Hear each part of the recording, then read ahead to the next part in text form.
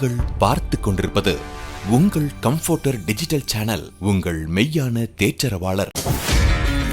Subscribe to Jesus Redeems YouTube channel and click the notification bell. Watch Jesus Redeems programs in Tamil, Hindi and Kannada languages in Comforter Digital TV. Listen to our 24/7 Comforter radio broadcast and subscribe to Evangel OTT and watch hundreds of Christian short films and videos and be blessed. Download Comforter TV and radio app today. Make use of Jesus Redeems programs available on various social media platforms.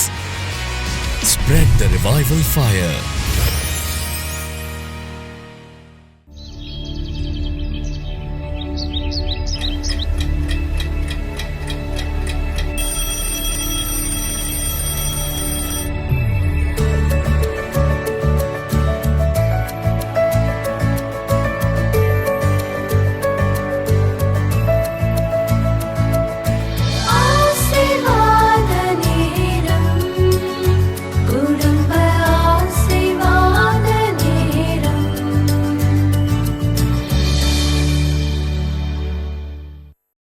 பிரியமானவர்களே, இயேசு கிறிஸ்துவின் நாமத்தில் உங்கள் எல்லாருக்கும் என்னுடைய அன்பின் வாழ்த்துக்கள். எப்படி இருக்கிறீங்க? நல்லா இருக்கீங்களா? சுகமா இருக்கிறீங்களா? இயேசு உங்களுக்கு நல்லவராக இருந்து நடத்துகிறார்ல. ஒவ்வொரு நாளும் அவர் தம்முடைய கிருபையினால் நம்மை தாங்கி நடத்துகிறார். ஆண்டவருக்கு நம்ம நன்றி சொல்லணும். அவருக்கு நன்றி உள்ளவர்களாக நம்ம இருக்கணும். முதல்ல என்ன பாட்டு பாடலாம்? நீங்கள் சொல்லுங்க.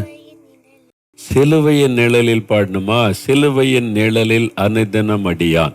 நம்ம குடும்பத்தை சார்ந்த குட்டி பிள்ளைகள் 2 பேர் வந்திருக்காங்க, பெரிய பிள்ளைகள் 2 பேர் வந்திருக்கிறாங்க. 2 பெரிய ஆட்களை உட்கார்ந்துருக்குறாங்க மியூசிக் வாசிக்க. நாங்கள் இயேசுடிக்கிற குடும்பமாக உங்கள் குடும்பத்தோடு சேர்ந்து ஆண்டவரை துதித்து பாட போகிறோம். நீங்களும் உங்களுடைய குடும்பத்தில் எல்லாருமே சேர்ந்து பாடணும், சரியா?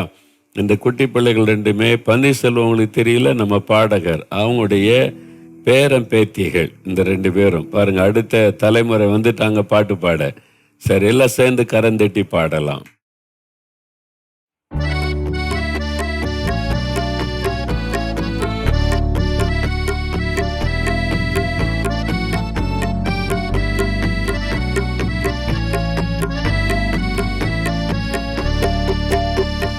சிலுவை நிழலில் அனுதினம் அடியான் சாய்ந்திலை பாரிடுவே. சிலுவை நிழலில் அனுதினம் அடியான் சாய்ந்திலை பாரிடுவே. சிலுவையின் அன்பின் மறைவில் கிருபையின் இனிய நிழலில், சிலுவையின் அன்பின் மறைவில் கிருபையின் இனிய நிழலில், ஆத்துமனேஸ்வரின் அருகில், ஆத்துமனேஸ்வரின் அருகில் அடைகிறேன் ஆறுதல் மனதில். சிலுவை நிழலில் அனுதினம் அடியான் சாய்ந்திலை பாரிடுவேன். சிலுவை நிழலில் அனுதினம் அடியான் சாய்ந்திலை பாரிடுவேன். பாவ பார சுமையதால் சோர்ந்தே தளர்ந்த என் ஜீவியமே. பாவ பார சுமையதால் சோர்ந்தே தளர்ந்த என் ஜீவியமே. சிலுவையண்டை வந்ததினால் சிறந்த சந்தோஷம் கண்டதினால், சிலுவையண்டை வந்ததினால் சிறந்த சந்தோஷம் கண்டதினால், இலைப்படையாது மேலோகம், இலைப்படையாது மேலோகம் ஏகுவின் பரந்தே வேகம். சிலுவை நிழலில் அனுதினம் அடியான் சாய்ந்திலை பாரிடுவேன். சிலுவை நிழலில் அனுதினம் அடியான் சாய்ந்திலை பாரிடுவேன். எவ்வித கொடிய இடருக்கும் அஞ்சேன், இயேசுவை சார்ந்து நிற்பேன். எவ்வித கொடிய இடருக்கும் அஞ்சேன், இயேசுவை சார்ந்து நிற்பேன். அவனியில் வியாகுலம் வந்தார், அவரையே நான் அண்டிக் கொண்டான். அவனியில் வியாகுலம் வந்தார், அவரையே நான் அண்டிக் கொண்டான்.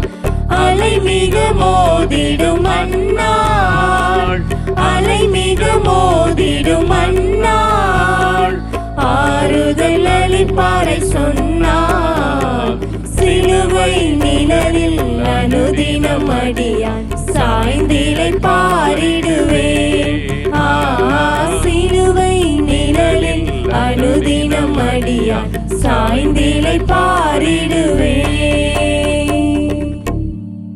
சிலுவை நமக்காக ரத்தம் சிந்தி இயேசு மரித்த அந்த சிலுவை, அதனுடைய நிழல் அப்படின்னா இயேசுடைய சிலுவின் அடியில் வந்து சிலுவையில் அறையப்பட்ட அந்த இயேசுவை தியானிக்கும் போது நமக்கு ஒரு ஆறுதல் உண்டாகும், சமாதானம் உண்டாகும்.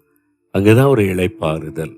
அதனால அந்த சிலுவையில் அறையப்பட்ட இயேசுவை நாம் அடிக்கடி தியானிக்க வேண்டும். அதனால இந்த நாளிலும் அவருடைய சிலுவை தான் தியானிக்க போகிறோம். இன்னொரு பாட்டு பாடலாமா? வேறு புஸ்தகத்தெல்லாம் எடுத்து வச்சிருக்கீங்களா? பைபிள்லாம் இருக்குதா? குட்டி பிள்ளைகள், நீங்க பைபிள்லாம் எடுத்து வச்சிருக்கீங்களா? நம்ம என்ன அடுத்த ஒரு வசனத்தை வாசித்து தியானிக்கணும்ல, பைபிளோட தான் நம்ம ஜெபத்தில் உட்காரணும். சரி, இப்போ என்ன பாட்டு பாடலாம்? இந்த குட்டி என்ன சொல்லுதுப்பா? என்ன பாட்டு பாடணும்? மனதுருகும் இயேசுவை பாடணுமா? பாருங்க, இந்த குட்டி பாப்பாவுக்கு மனதுருகும் தெய்வமே ஏசையான்னு பாடணுமா? அதனால அந்த பாப்பாவோட சேர்ந்து எல்லாம் கைத்தட்டி பாடலாமா? மனதுருகும் தெய்வமே ஏசையா. ஓகே.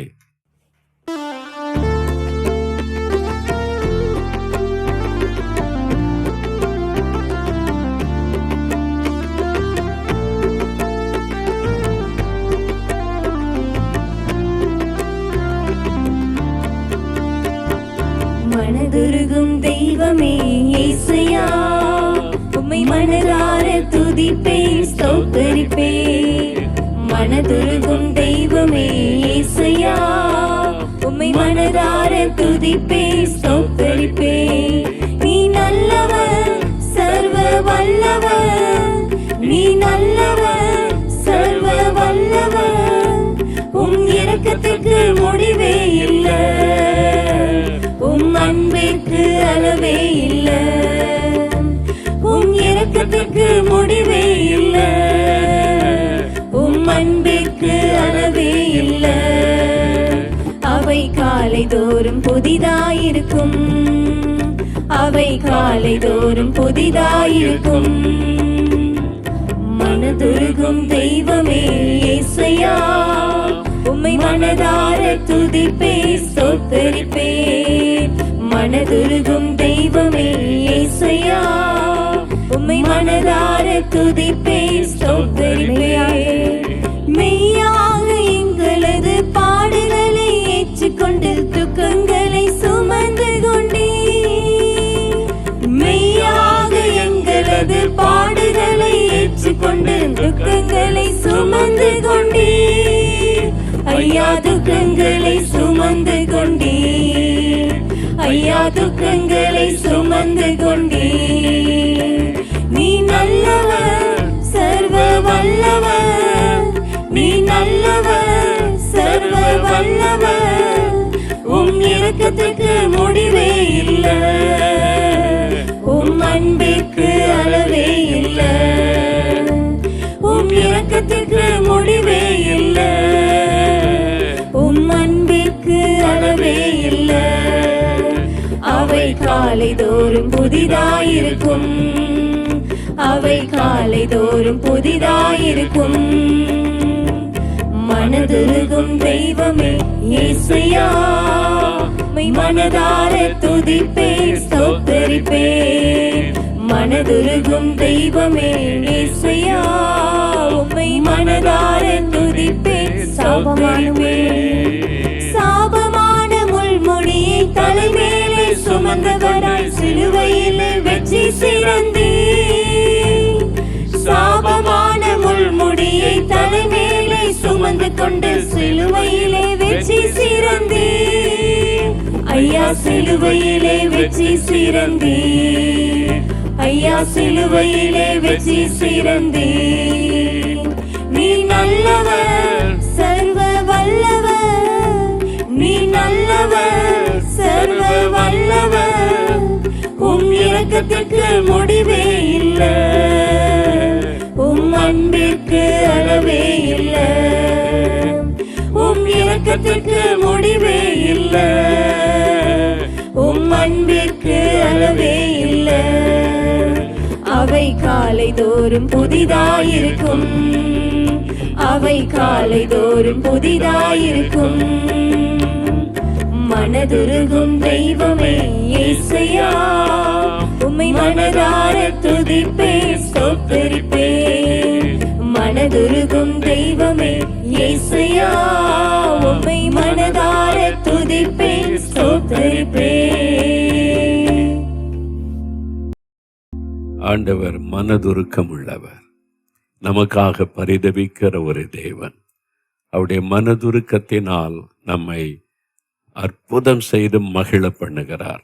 உங்க வாழ்க்கையில கூட இன்றைக்கு ஏதோ ஒரு காரியத்துல ஒரு அற்புதம் உங்களுடைய குடும்பத்துக்கு தேவையாய் இருக்கிறது. அந்த அற்புதத்தை, ஆசீர்வாதத்தை எப்படி பெற்றுக்கொள்ளுவது? வேதத்திலிருந்து அவருடைய சிலுவையை குறித்து நம்ம தியானித்து நம்ம ஜெபிக்க போகிறோம். பரிசுத்த யோவான் எழுதின சுவிசேஷம் 19ஆம் அதிகாரம் 17வது வசனம். பைபிள் எடுத்துக்கொள்ளுங்க. யோவான் 19ஆம் அதிகாரம் 17ஆம் வசனம் பாருங்க. புதிய ஏற்பாட்டில் 156வது பக்கம். இயேசு தம்முடைய சிலுவையை சுமந்து கொண்டு எபிரேயு பாஷையிலே கொல்கதா என்று சொல்லப்படும் கபாலஸ்தலம் என்கிற இடத்திற்கு புறப்பட்டு போனார். இயேசு கிறிஸ்துவின் தோள் மேலே ஒரு பார சிலுவை வைக்கப்பட்டது. அந்த சிலுவை சுமந்து கொண்டு எருசலேம் வீதி வழியாக அவரை இழுத்து செல்கிறார்கள். அடித்து அவமானப்படுத்தி இழுத்து செல்கிறார்கள். கொல்கதா என்ற ஒரு மேடு, அது கபால ஸ்தலம். கபாலம் என்றால் மனிதனுடைய மண்டை ஓடு என்ற அர்த்தம். அந்த மண்டை ஓடு போன்ற அமைப்புள்ள அந்த ஒரு இடம் இருக்கிறது. இப்பவும் எருசலேமில் அந்த இடம் இருக்கிறது. அதான் கபால ஸ்தலம். அந்த மண்டை ஓடு போன்ற அந்த மலை பகுதி, அதற்கு பக்கத்தில் தான் சிலுவையிலே அறைவது வழக்கம். அதை நோக்கி இயேசுவை இழுத்து கொண்டு போனார்கள். இயேசு கிறிஸ்து என்ன தவறு செய்தார்? ரோமருடைய ஆட்சி காலத்தில் கொலையும் கொள்ளையும் செய்யக்கூடியவங்க, அரசாங்கத்துக்கு விரோதமாய் கலகம் பண்ணுறவங்க, இந்த மாதிரி குற்றவாளிகளுக்கென்று அந்த அரசாங்கம் கொடுக்கிற ஒரு கொடூரமான மரண தண்டனைகளிலே ஒன்றுதான் சிலுவையில் அறைந்து கொல்லுவது. ஒரு மனிதனை சிலுவையில் அறைய ஒப்பு கொடுத்து விட்டால் அவனுக்காக யாருமே பரிந்து பேச முடியாது. அவ்வளவுதான். என்னால் அந்த நாட்களில் ரோமருடைய ஆட்சி சர்வாதிகார ஆட்சி. யாரும் அதை எதிர்த்து பேச முடியாது.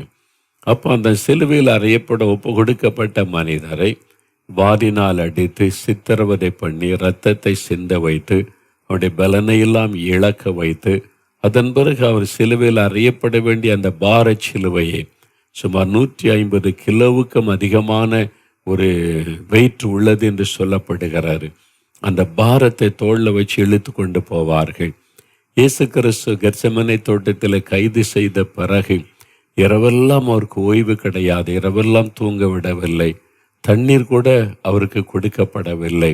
இரவெல்லாம் சித்திரவதை செய்யப்பட்டு பலனையெல்லாம் இழந்து வாரினால் அடித்த ரத்தம் சிந்தி அவர் மேலே சிலுவை வைத்து இழுத்து கொண்டு போகிறார்கள். கொல்கதா மேட்டிற்கு வந்தபோது அவருடைய வஸ்திரங்களை களைந்து சிலுவையில் அவரை கிடைத்து கைகளிலும் கால்களில் ஆணி அடித்து அந்த சிலுவை தூக்கி நிறுத்தினார்கள். அவருடைய ரத்தம் கொஞ்சம் கொஞ்சமாக அந்த சிலுவையிலிருந்து வடிந்து கொண்டிருந்தது. அப்படி அந்த ரத்தம் வடிய வடிய வடிய தன் சரீர பலனை இழந்து இருதய துடிப்பெல்லாம் அப்படியே கொஞ்சம் கொஞ்சமாய் குறைந்து கடைசியில் இருதயம் நின்று போகும். கிட்டத்தட்ட 11 மணி நேரம் ஒரு ஆரோக்கியமான மனிதன் சிலுவையில் தொங்கினால் 11 மணி நேரம் ஆகுமாம் அவன் உயிர் பிரிவதற்கு. இயேசு கிறிஸ்து 6 மணி நேரம்தான் தொங்கினார். காலையில் 9 மணிக்கு அறையப்பட்டார். மாலை 3 மணிக்கு அவர் தன் ஜீவனை கொடுத்து விட்டார். அந்த போர் வீரர்களால் நம்ப முடியலை. என்றால் இயேசு நல்ல ஆரோக்கியமான திடகாத்திரமுள்ள சரீரம் உள்ளவர், 33.5 வயது உள்ள நல்ல திடகாத்திரமான வாலிபன். அதனால அவர் எப்படி இவ்வளவு சீக்கிரம் மரித்தார் என்று ஆச்சரியப்பட்டார்கள். அவங்க யாரும் அவரை கொல்ல முடியாது, இயேசுவே தன்னை மரணத்திற்கு ஒப்பு கொடுத்தார் என்பதுதான் வேதத்தில் சொல்லப்பட்ட காரியம். ஏன் அவர் அப்படி சிலுவையிலே மரிக்கணும்? அந்த சிலுவையில் அவர் பாடுபட்டு மரிக்கிறதுனால நமக்கு என்ன நன்மை? அதுதான் முக்கியம். இயேசு அறையப்பட்டாரு, அடிக்கப்பட்டாரு, ரத்த சிந்தினார், உட்கார்ந்து அழுது கொண்டிருப்பதில் பிரயோஜனம் இல்லை. இயேசு என்ன சொன்னார்? எனக்காக அழாதங்க, நான் பாடுபட்டேன், ரத்த சிந்தனை, நொறுக்கப்பட்டேன், அவமானப்பட்டேன், எனக்காக அழாதங்க, உங்களுக்காக, உங்கள் பிள்ளைகளுக்காக அழுங்கள் என்று இயேசு சிலுவை சுமந்து கொண்டு போகும்போதே சொல்லுகிறதை வேதத்தில் பார்க்கிறோம். அவருடைய அர்த்தம் என்ன? நான் சிலுவை சுமப்பது உங்களுக்காகத்தான், நான் சிலுவையில் அறையப்படுவது உங்களுக்காகத்தான், உங்களுக்காக அழுங்கள் என்று சொன்னார். அப்ப நமக்காக அவர் சிலுவையிலே தன்னை பலியாய் அர்ப்பணித்து கொண்டார். நம்முடைய எல்லா ஆசீர்வாதங்களின் ஊற்றுக்கண் அந்த சிலுவை தான், அந்த சிலுவை பாடுகள் தான். அதற்போ அந்த சிலுவையில் அவர் அவ்வளோ பாடுபட்டு மரிச்சதுனால நமக்கு என்ன ஆசீர்வாதம்? ஒரு 4 வேத வசனத்தை மாத்திர நான் சொல்கிறேன், குறித்து கொண்டு நீங்கள் அதை வைத்து தியானித்து ஜெபிக்கணும். அது உங்களுடைய குடும்பத்துக்கு ஒரு ஆசீர்வாதத்தை கொண்டு வரும். முதலாவது 1 பேதுரு 2ஆம் அதிகாரம் 24வது வசனம். வாசிக்கிறேன் பாருங்க. 1 பேதுரு 2:24, 319ஆம் பக்கம், புதிய ஏற்பாட்டில். நாம் பாவங்களுக்கு சேர்த்து நீதிக்கு பிழைத்திருக்கும்படிக்கு இயேசு கிறிஸ்து தாமே தமது சரீரத்திலே நம்முடைய பாவங்களை சிலுவையின் மேல் சுமந்தார், அவருடைய தழும்புகளால் குணமாகிறோம். நம்முடைய பாவங்களை தன்னுடைய சரீரத்தில் சிலுவையின் மேல் சுமந்தார். அப்ப இயேசு அந்த சிலுவை சுமந்து கொண்டு போறது மரச்சிலுவை அல்ல. நம்முடைய பாவம், என்னுடைய பாவம், உங்களுடைய பாவம், நம்ம செய்த பாவங்கள், அக்கிரமங்கள், மீறுதல்கள் எல்லாவற்றையும் அந்த சிலுவையில் சுமந்தார். ஏன்? நமக்கு பாவ மன்னிப்பை உண்டாக்க, நம்முடைய பாவங்களை மன்னித்து பாவ மன்னிப்பின் சந்தோஷ சமாதானத்தை கொடுக்க, நம்முடைய பெயரை ஜீவபுஸ்தகத்தில் எழுதி பரலோக பாக்கியத்தை நமக்கு கொடுக்க, நம்முடைய பாவங்களை மன்னிக்க, நம்முடைய பாவங்களை தன் மீது ஏற்றுக்கொண்டு அவர் சிலுவையிலே மரிக்க தன்னை ஒப்பு கொடுத்தார். ஒரு மனிதன் தன் பாவத்தை உணர்ந்து, இயேசுவே என் பாவங்களை மன்னியும், உம்முடைய இரத்தத்தினால் என்னை கழுவும் என்று சொல்லும் பொழுது அவனுடைய இருதயம் கழுவப்பட்ட ஒரு புதிய வாழ்க்கை கிடைக்கிறது. இந்த அனுபவத்தை ஒவ்வொருவரும் பெற்றாக வேண்டும். நீங்க கிறிஸ்துவ குடும்பத்திலே பிறந்து, கிறிஸ்துவ பெயர் வைக்கப்பட்டு, கிறிஸ்துவ சர்ச்சிலேயே வாரந்தோறும் போய், சண்டே ஸ்கூல்லாம் போய் பக்தியோடு வளர்க்கப்பட்டிருந்தாலும் மனம் திரும்பி இயேசுவின் இரத்தத்தினால் கழுவப்பட்ட அனுபவத்தை கட்டாயம் பெற்றுக்கொள்ள வேண்டும். அதனால் அந்த சிலுவை அண்டை வந்து நின்று, ஆண்டவரே உம்முடைய இரத்தத்தினால் என்னை கழுவி பரிசுத்தப்படுத்துங்கன்னு ஜெபிக்கும் போது அவருடைய இரத்தம் நம்மை கழுவி சுத்திகரிக்கிறது. இதற்கு தான் அவர் சிலுவையிலே நம்முடைய பாவங்களை சுமந்தார். 2வது மத்தேயு 8ஆம் அதிகாரம் 17வது வசனம் பாருங்க. மத்தேயு 8:17, இயேசு கிறிஸ்து தாமே நம்முடைய பலவீனங்களை ஏற்றுக்கொண்டு நம்முடைய நோய்களை சிலுவையின் மேல் சுமந்தார். இயேசு சிலுவையில் சுமந்தது நம்முடைய பாவங்களை மாத்திரம் அல்ல, நம்முடைய பாவத்தை மன்னிப்பதற்காக பாவங்களை சுமந்தார். நம்முடைய நோய்களில் இருந்து நம்மை குணமாக்கி விடுவிப்பதற்கு நம்முடைய நோய்களையும் பலவீனங்களை சிலுவையில் சுமந்தார் என்று வேதம் சொல்லுகிறாரு. அப்ப என்ன சொல்லணும்? என் வியாதி நீங்க சுமந்துட்டீங்க, அதனால என்னை குணமாக்கிறீங்க. என் வியாதிக்காக சிலுவையில் மரிச்சிங்க, தழும்புகளை ஏற்றுக்கொண்டீங்க, தழும்புள்ள கரத்தினால் தொட்டு குணமாக்கிறீங்க. அப்படி சொன்ன உடனே அற்புத சுகம் உண்டாக்கிவிடும். என் குழந்தையை குணமாக்குங்க, கணவரை குணமாக்குங்க, மனைவியை குணமாக்குங்க, எங்கள் வீட்டில் நல்ல ஆரோக்கியம் இருக்கணும், இந்த வியாதியெல்லாம் மாறணும், ஏன்னா நீங்கள் எங்களுடைய நோய்களை சிலுவையில் சுமந்துட்டீங்க, நான் அதை விசுவாசிக்கிறேன்னு சொல்லி நீங்கள் ஜெபிச்சிங்கன்னா வியாதியெல்லாம் மாறிவிடும். உங்களுடைய வீட்டுக்குள்ளே அற்புதமான சுகம் உண்டாயிருப்பதை நீங்கள் பார்ப்பீங்க. சிலுவையில் அறையப்பட்ட இயேசுவை பார்த்து நீங்கள் ஜெபிக்கணும். எங்களுடைய நோய்கள் பலவீனத்தை நீங்கள் சுமந்து விட்டதுனால எங்களுடைய குடும்பத்தை விட்டு இந்த வியாதி அப்புறப்படுத்துங்க. அப்படி ஜெபிச்ச உடனே அற்புதம் நடப்பதை நீங்கள் பார்ப்பீங்க. அது ஜெபிக்கணும். 2வது. 3வது கலாத்தியர் 3ஆம் அதிகாரம் 13ஆம் வசனத்தில் பாருங்க. 259வது பக்கத்தில் இருக்கு. கலாத்தியர் 3:13, மரத்திலே தூக்கப்பட்ட எவனும் சபிக்கப்பட்டவன் என்று எழுதியிருக்கிறபடி இயேசு கிறிஸ்து நமக்காக சாபமாகி நியாயப்பிரமாணத்தின் சாபத்திற்கு நம்மை நீங்களாக்கி மீட்டு கொண்டார். அவர் சிலுவையிலே நமக்காக சாபம் ஆனார் என்று வசனம் சொல்லுகிறாரு. அந்த தலையில முள்முடி சூட்டப்பட்டதில் அந்த முற்கள் சாபத்தை குறிக்கும். ஆதியாகமம் 3 பாருங்க, முதல்ல ஆண்டவர் பூமியை உண்டாக்கும் போது முற்கள் உண்டாக்கப்படவே இல்லை. அந்த மனிதன் பாவம் செய்து பூமி சபிக்கப்பட்டாரு. அந்த சாபத்தின் விளைவாகத்தான் முற்கள் உலகத்தில் தோன்றினது என்று வேதம் சொல்லுகிறாரு. அப்போ முற்கள் சாபத்தை குறிக்கும். இயேசுடைய தலையில முள்முடியை சூட்டினாங்களே, என்ன அர்த்தம்? நம்முடைய சாபங்களை தன் தலையிலே அவர் ஏற்றுக்கொண்டார். நமக்காக சிலுவையிலே சாபமானார். அப்போ நம்முடைய பாவத்தை சுமந்தார், நம்முடைய நோய் பலவீனத்தை சுமந்தார், நம்முடைய சாபங்களை கூட சிலுவையிலே சுமந்து விட்டார். உங்க குடும்பத்தில் ஏதோ ஒரு சாபம் பரம்பரையாக தொடர்ந்து வந்து கொண்டிருக்கலாம். ஏதோ ஒரு பாவத்தினால் உண்டான சாபத்தினுடைய தாக்கம் உடைய குடும்பத்தில் பரம்பரையான நோய்கள், பரம்பரையாய் தொடர்ந்து வரக்கூடிய மரணங்கள், இழப்புகள், தோல்விகள், அவமானங்கள், நிந்தைகள், வறுமைகள் என்று உங்களை வேதனைப்படுத்தி கொண்டே இருக்கலாம். இந்த சாபத்தின் வல்லமிலிருந்து நம்மை விடுதலையாக்க இயேசு சிலுவையிலே சாபமானார்.